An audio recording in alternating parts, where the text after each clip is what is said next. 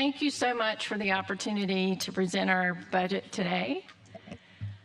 So this is a lovely graph we developed. We're really extremely grateful to Governor Ivey and to the Alabama Legislature for the significant investment you've made in mental health care over the last few years. As you can see from the graph, in 2023, we finally reached our pre-proration level funding from 2010. I actually can answer that number. I know exactly how many employees we had in 2010, 2,969. We're at about 1,300 right now. That's because we closed 3 state facilities. I had the opportunity to experience proration the last time it happened, and I lived to tell about it. I was the HR director of the Department of Mental Health, and I spent 2 years of my career telling employees they didn't have a job. So I support your efforts to be conservative in this budget, and I applaud your efforts to try and make sure that proration never happens again. I left yesterday from the presentations in the morning really feeling like no matter what happens moving forward with the economy, Alabama is prepared. And we've considered every contingency. So I'm really, really very grateful to you guys. So what do we need to do in the Department of Mental Health? Often I'm asked, what is the plan? This year, we want to answer 2 questions in this budget presentation. First, over the next 5 years, how do we rebuild the mental health infrastructure to better serve Alabamians? The second question is, how do we address new and emerging needs? So rebuilding the infrastructure over the next 5 years, when we developed our budget, we made a plan that would allow us to increase at about 20% each year over 5 years. That all sounded really good in November before we knew the budget projections. So needless to say, given the current status of the general fund, we'll be looking at those numbers and the timeframes to see how they need to be revised. So really we have 3 goals for our 5-year plan. First, we need to increase civil commitment beds to 30 per 100,000 Alabama residents. We need to implement crisis services and stepping up in all 67 counties, and we need to increase existing community bed rates to a sustainable funding level. So our first goal, increase civil commitment beds to 30 per 100,000 Alabama residents. In January 2024, the Treatment Advocacy Center published a report. We know from that report that the state needs an absolute minimum of 30 beds per 100,000 citizens. To really be where we want to be, we really need 50 beds. The optimal level is 50 beds per 100,000. Right now, Alabama is currently at 13.4 beds per 100,000.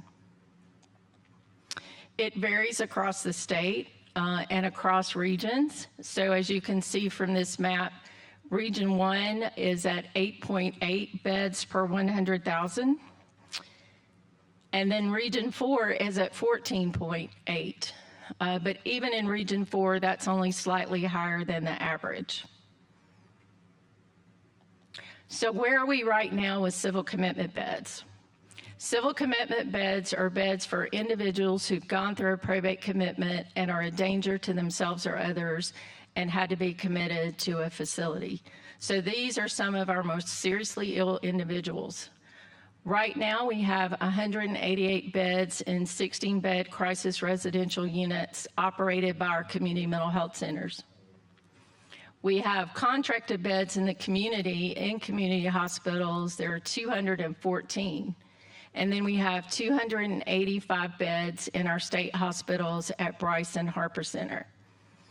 We are planning to open a 16-bed crisis residential unit in the spring of 2026. That was previously funded in prior budgets. That will be in Decatur at North Central Community Mental Health Center. We also are able to fund up to 22 co-occurring civil commitment beds in 7 counties using our opioid settlement dollars and in collaboration with the Association of County Commissions. What are our challenges? Oftentimes people say to me, can't we open some new state hospitals? And the answer is we could, but unfortunately anything that's over 16 beds requires pure state dollars for funding. And so what you've seen us do is develop smaller regional centers that are 16 beds or less so that we can combine state and federal dollars. The other issue that we have right now for our community beds is rural hospitals are shifting their business models, and that means that the number of behavioral health beds in the community is decreasing. We've already seen this happen with one of the community hospitals. We lost 30 civil commitment beds because they're shifting to a different model.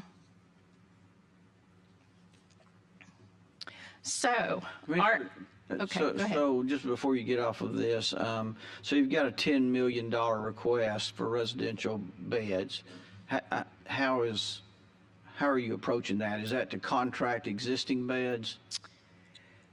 So, yes, we would have 75% of the funds, if we receive funds for new civil commitment beds, 75% of that would be in crisis residential units, and 25% would be in what we call designated mental health facility beds, which are community hospitals.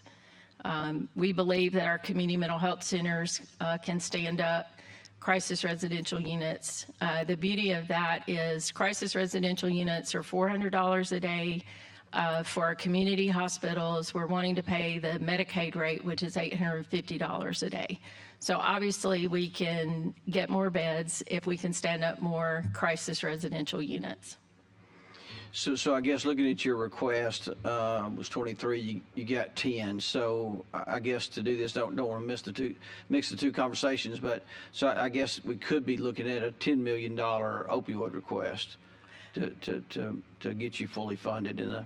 So you just appropriated or approved 2.2 for the 22 beds I talked about earlier, but yes, we would be looking at seeing if we could use some opioid settlement funds for that as well. And how's that going from a process standpoint with ACCA, the counties? Are we spending that money yet? So we had 3 pilot counties. So in Blount County, they're going to add 2 additional beds at Hillcrest Hospital in Birmingham to assist the Blount County folks who believe they need 2 beds designated for Blount County because they're always competing with Jefferson County for beds. So the Community Mental Health Center will be negotiating a revised contract with Hillcrest to add additional beds there. We're adding 4 beds in Chambers County. The crisis residential unit there was only 12 beds, and they have the capacity to get to 16. And so we will be funding 4 beds in Chambers County. And then we're in discussions with Escambia County and really a solution that would potentially serve a 4-county area, including Escambia County. So it's going really well. And it's my understanding that ACCA is communicating with those counties that had not spent their direct opioid dollars to those counties. So at some point, we need to figure out what that looks like, I think, before we go into any opioid supplemental appropriation this year. They're really, probably in the next 30 days, we should have some pretty definitive answers about what the local opioid money is going to be for those 3 projects and maybe for some other projects as well. Okay, thank you. Yeah. Okay. So our second goal is implement crisis services and stepping up in all 67 counties.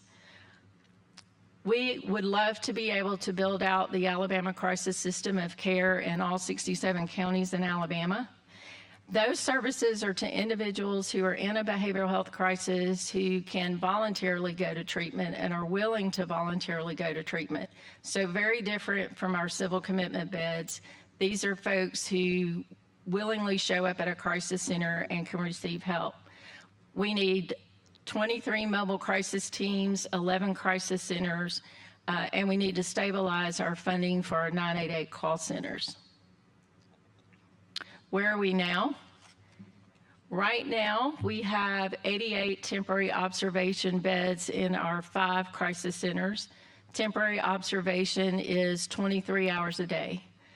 We have 57 extended observation beds. Extended observation is 5 to 7 days stay in a hospital, basically crisis stabilization. That is a total of 145 beds in our current 5 crisis centers.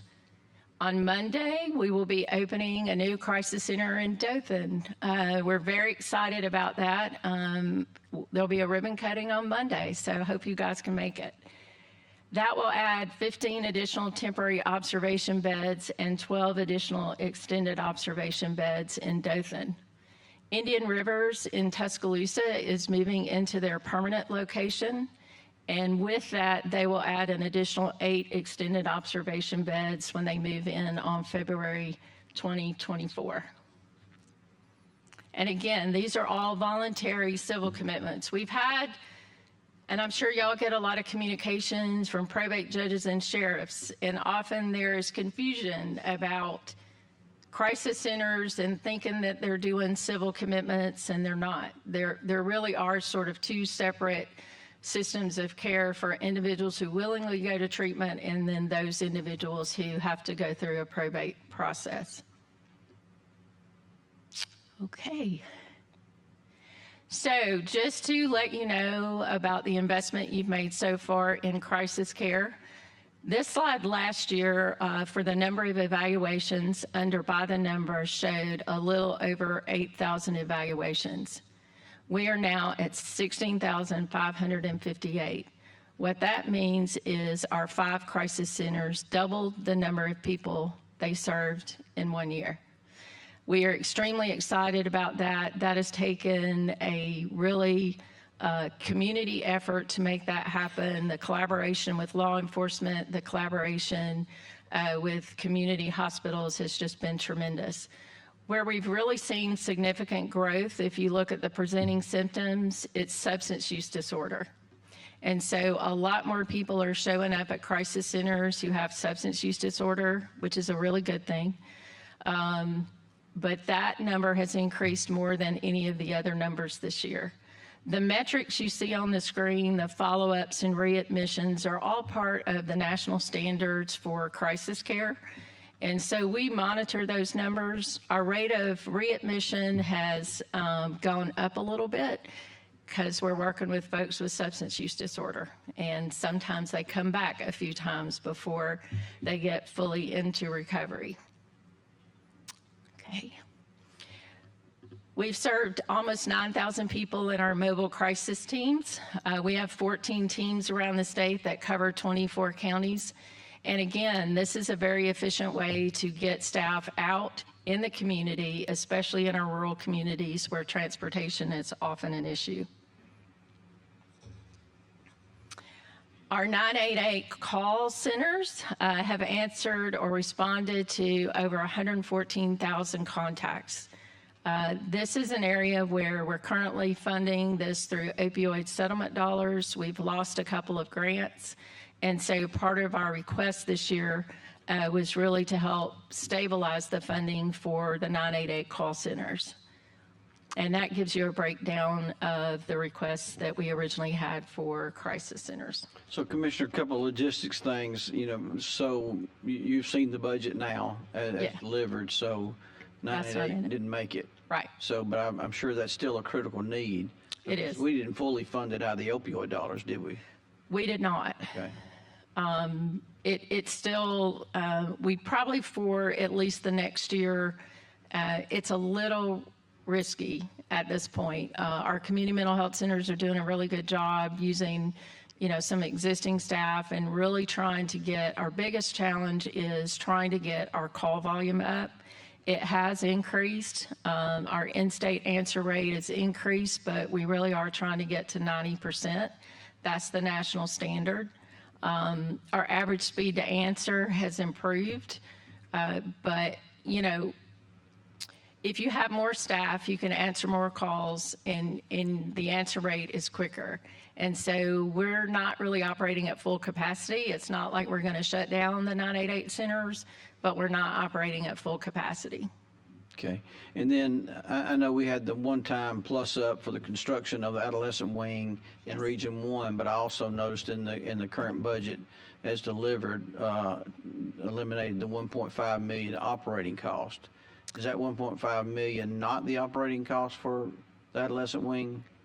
So I think, so we got, really technically, the increase for civil commitment beds was only 8.4 million over last year.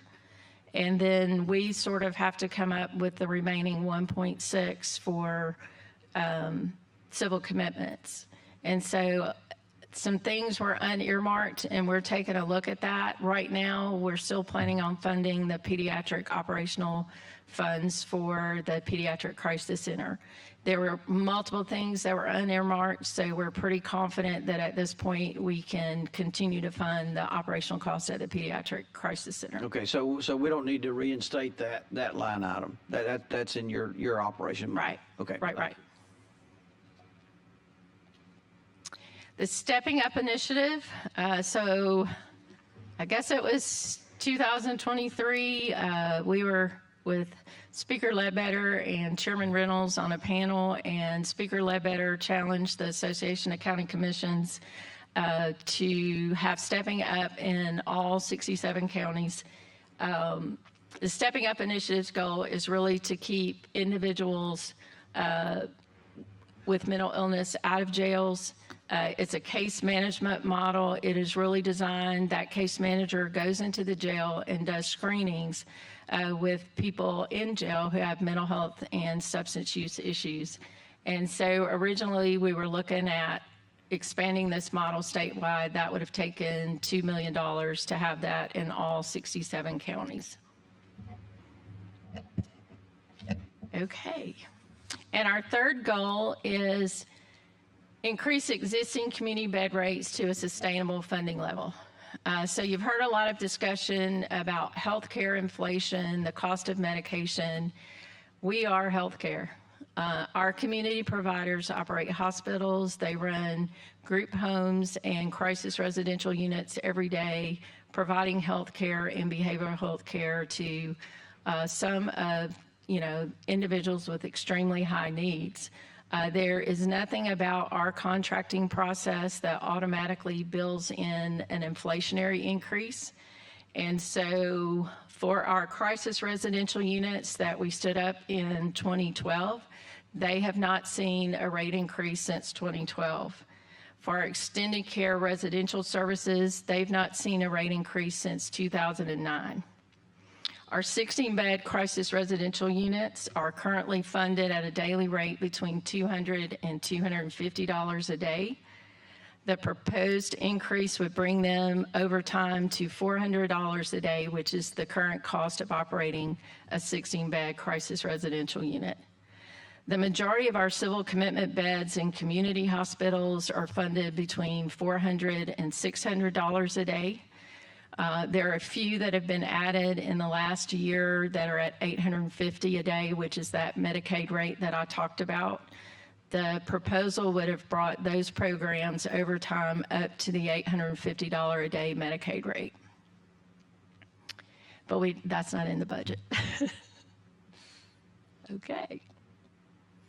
Also on the developmental disability side, we have a residential rate increase that we requested. After completing a pretty extensive rate study, the Alabama Legislature supported a rate increase for our providers in 2022. That rate increase has helped tremendously. The biggest problem we were having during that time was, of course, staffing. Alabama now has been nationally recognized as one of the states with the largest decrease in staff turnover from 22 to 23, using the National Core Indicators data. So the money really did make a difference. Since that time, we have looked at the financial model. The original financial model was based on an average. So residential services it's the largest service and the most costly, as you can imagine, because it's 24/7. And when we did the rate study, it was based on an average rate. When we went back and calculated based on individuals and their individual ICAP scores, the rate increased significantly because of the complexity of the individuals that we're currently serving. So we actually have a $10 million deficit for residential rates right now. That is a challenge that we're looking at how we're going to try and resolve. Okay. Developmental disabilities, the other item, which is actually in the Education Trust Fund. As many of you know, we've had some pretty stringent federal regulations that we had to come into compliance with, and thankfully we did, and we didn't lose any of our federal money. But as we've begun to look at the services in the community, we know that there are a significant number of families, especially families in rural communities, who wish to continue utilizing day habilitation services. And as they are currently constructed, those day habilitation services are not considered integrated care by the federal regulations. We are asking for state funds to be able to continue those programs in our rural communities. It helps families, obviously, if their loved one is in a day hab program, they can go to work. In many of these programs, they've been around for a long time, and the individuals who are in these programs really honestly grew up together and have known each other their whole life. And we do believe it's a viable option for families, and that families should have that choice of that program. We just can't pay for it through federal dollars, so we're asking for funds, state funds, to be able to pay for that program. Okay, so the second question was, what do we need to do to address new and emerging needs? So once again this year, we are asking for an increase for our school-based mental health program. This program has been extremely successful. We've served over 11,500 kids. This is a program that we do in collaboration with the State Department of Education. They do Tier 1 and Tier 2 services. Tier 2 services you're familiar with, the mental health service coordinators. This is a Tier 3 service. It's a mental health therapist in a local school system. So for the funding request, we will add 4 additional schools. So we will move from 115 school systems to 119 school systems. And then we will also increase the number of therapists in some school systems that have an extremely high demand. Okay. So youth mental health, a lot of discussion around youth mental health. For us, we support any effort to decrease the amount of time spent on social media for youth. We know that adolescents who spend more than 3 hours a day on social media face double the risk of anxiety and depression. So any legislation, any policy you guys want to do to decrease the amount of time kids have access to their phone and therefore social media, I'm in 100% support of it. These are the 4 foundational harms for a phone-based childhood: social deprivation, sleep deprivation, attention fragmentation, and addiction. It is a serious issue. Not only does it affect kids and their educational experience, but it affects their mental health. If you want to know more about that, there's a source at the bottom of the page in a book called The Anxious Generation that I hope you'll all read. We would like to implement a pilot project, and I will say this about this item. This is a one-time expense, so we do believe we can find funding within our organization to fund this project because it is a one-time expense. The Children's Service Pilot Project is preventing, identifying, and treating trauma-based behaviors. So the degree to which we can address childhood trauma of any origin determines the child's future mental health and educational success. Child abuse and neglect is the single most preventable cause of mental illness, the single most common cause of substance use, and a significant contributor to the leading cause of death, such as heart disease and diabetes. Often kids are misdiagnosed. Trauma-based behaviors in children are often misdiagnosed. For example, traumatized children can have similar symptoms as children with ADHD, anxiety, and depression. However, trauma and post-traumatic stress require a very different approach, an evidence-based intervention. The Children's Services Pilot Project really would help us implement what we call trauma systems therapy. So in partnership with Gateway and Family Child Services in Birmingham, they're a large provider of foster care services in our state. This is both a clinical and an organizational model that we would like to shift to. Providers are brought together to address the complex needs of traumatized children. The goal is, one, to decrease the use of seclusion and restraint, decrease the number of hospitalizations, decrease the number of foster care placement disruptions, increase staff and foster parent satisfaction and retention, and improve emotional and behavioral regulation in children and teens. If successful, trauma systems therapy would become the gold standard for programs certified to serve children. It is one of the best ways to get ahead of the large number of relinquishments at DHR. And so we're going to be working with Gateway and with the founder of this program to see if we can begin to get this training in Alabama and implement this in our child serving programs. Developmental disabilities, you've heard us talk about the very complex cases we are seeing in our system and with DHR. This is often the adult protective services cases that DHR is working on. We do still have 90 individuals that we're currently working. Often they get stuck in hospitals or they get stuck in some other place that is not good for their overall well-being.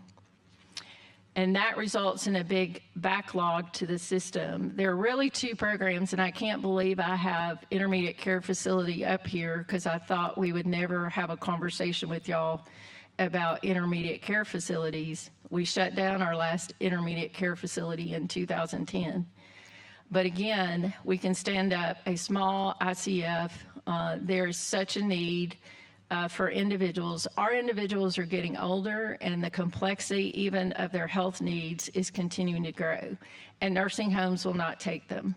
And so we are really struggling to find a good, safe place for our individuals with those needs to go. We also are struggling to find crisis care for those individuals who have both a developmental disability and often a co-occurring mental health and substance use issue as well. Okay, I did want to share with this group, this last legislative session, the Veterans Mental Health Steering Committee was established, and we began meeting this summer. We had 4 meetings up to this point. Our ultimate goal is to develop a comprehensive plan for services to the veterans in our state. But we do have 3 preliminary recommendations that I think you'll be hearing about, so I wanted to share a little information about that. The first one is to establish a Veterans Resource Center. The primary focus is to lower unemployment rates for veterans and facilitate the successful transition to civilian employment. In addition, it will integrate health and behavioral health care access and support veteran-to-veteran connection. We also are recommending an expansion of the traumatic brain injury program. Alabama has a nationally recognized traumatic brain injury program in the state operated by the Department of Rehabilitation Services. Under that current program, there are certain services you can't receive unless your injury happened within a 2-year window. That 2-year window is there because they don't have enough resources to expand that. So this would allow for the expansion of the traumatic brain injury program, the case managers and the navigators, so that it doesn't matter when your injury occurred. If you're screened positive for a brain injury, then you can get those services from the Alabama Department of Rehabilitation Services. The Safer Together program is a piece of legislation. We're very excited about it. This is a voluntary safe storage initiative to allow gun owners the ability to safely store weapons at participating gun stores or law enforcement offices. The bill provides civil immunity to those storing the weapons. For us, the reason we're supporting this bill is because we know ensuring time and space between a mental health crisis and access to lethal means is critical to saving lives. And as we all know, Alabama has one of the highest veteran suicide rates in the nation. And so we're very excited about an option where individuals can voluntarily go to a gun store or to a law enforcement office and store their weapons until they feel confident that they're out of the crisis.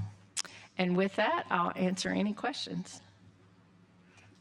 And just Thank for you. fun, here are my original budget numbers. Yeah, I see that on a distant page here. So that's the original number. I did list the top 3 priorities, and then on the Education Trust Fund, also listed the priorities there as well.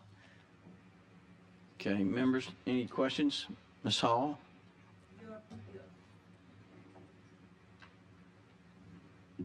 Your project, your formation for the mental health trauma, what presently is available for that group, the young people? How resources that you're looking at being provided for them today? Right now, it's very spotty. So DHR workers, foster parents, and others might get access to some training here and there. But trauma systems therapy is really a comprehensive model. So everybody that touches that child or has any kind of interaction with that child, particularly let's talk about psychiatric residential treatment programs. This would mean going into those programs and training every single individual in that organization so that if a child is being triggered by some trauma, they know how to respond to that. They know how to identify that trauma, and they know how to respond appropriately. A lot of folks on the education side, a lot of the folks on my side of the house have gone to trauma training. But this is about truly embedding it in the way the organization actually operates.